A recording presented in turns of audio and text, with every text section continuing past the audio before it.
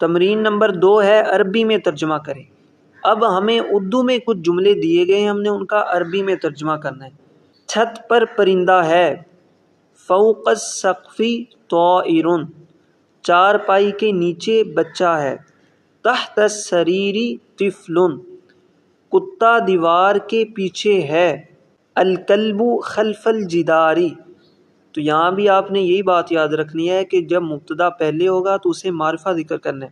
اور جب مبتدا بعد میں ہوگا تو اسے نکرہ، جس طرح پیچھے ہم نے پڑھا کہ چھت پر پرندہ ہے، فوق السقف، پھر طائر کہا، الطائر نہیں کہا۔ میرے پاس قلم ہے، عندی قلم، مدرسہ مسجد کے سامنے ہے، المدرسۃ امام المسجد، بلی دروازے کے پیچھے ہے، القطۃ خلف الباب، گھر کے سامنے چور ہے،